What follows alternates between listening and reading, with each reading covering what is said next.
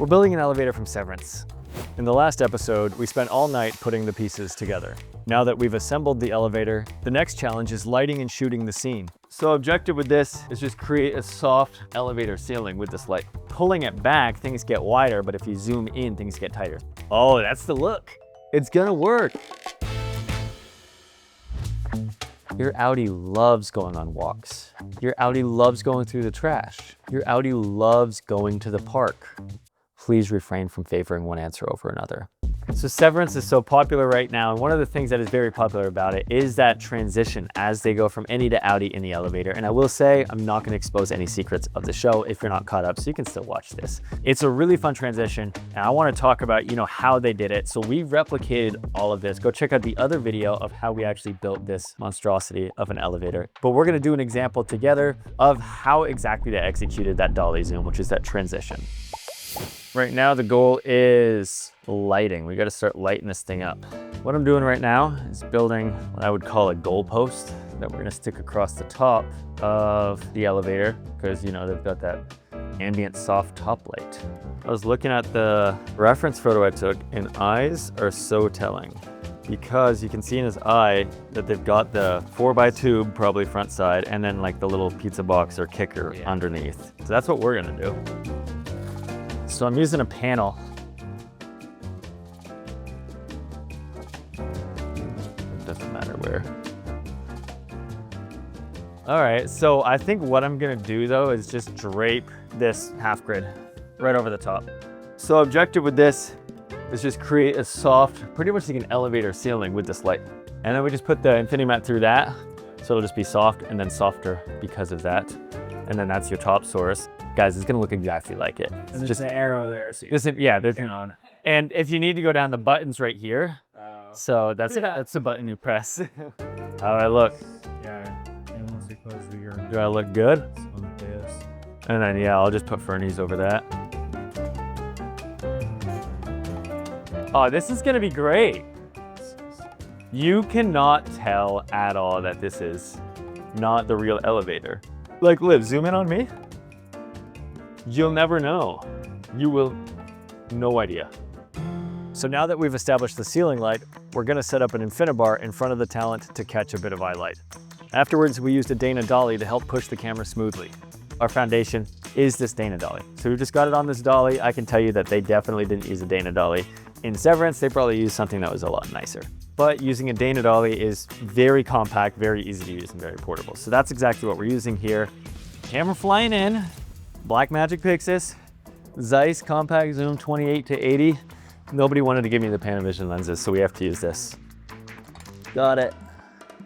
Nice. Now we just gotta, oh wait, I forgot the washer. Fuck. I was too busy focusing on the flat, I'm just holding it. Nice, look at that, we got it to work, guys. First look, it doesn't look terrible, but yeah, so we're gonna have to drop it down. We might even have to walk it in more, now that I'm thinking of, because we gotta, So let's walk in. Tight. Yeah, we do.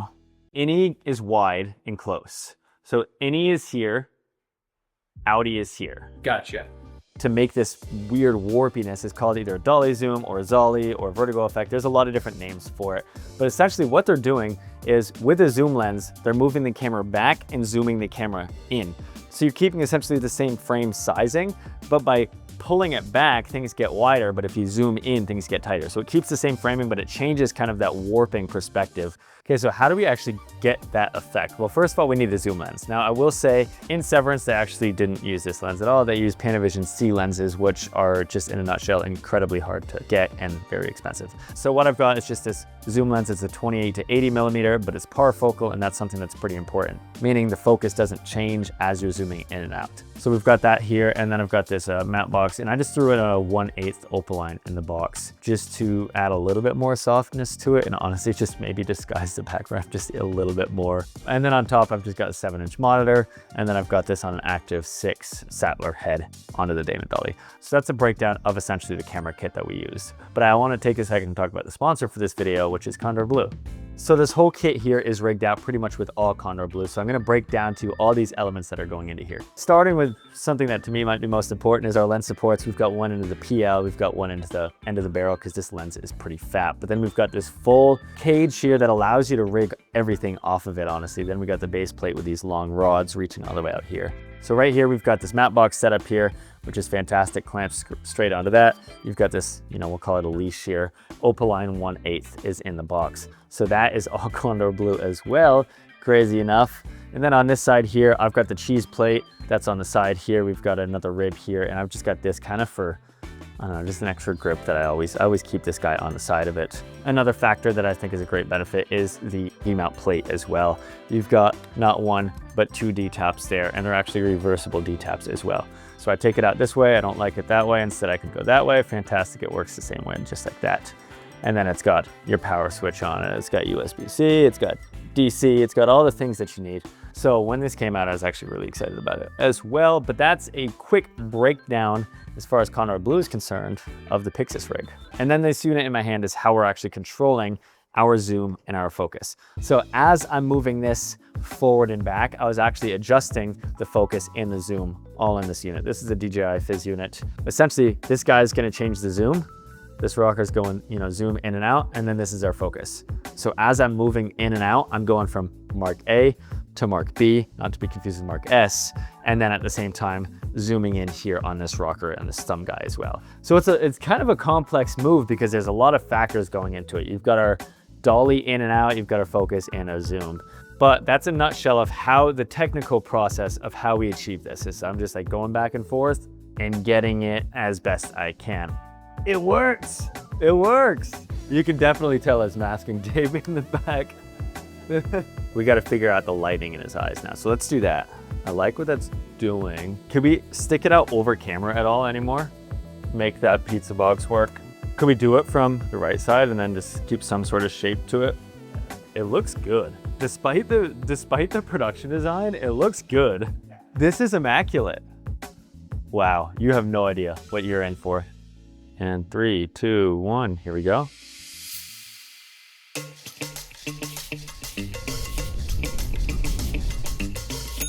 That felt really good. I want to watch that back.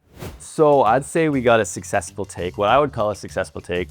There's a lot of bottlenecks here, guys. They probably had 5 people executing that move. They probably had a dolly grip pushing the dolly forward and back. They probably had 1 person on focus, 1 person on zoom. I don't know, this was just like a fun, I don't know where this idea came from me. I was in over my head from when I started. It worked out. You can definitely tell it's spray paint. The paint looks like shit. I'm not even gonna say.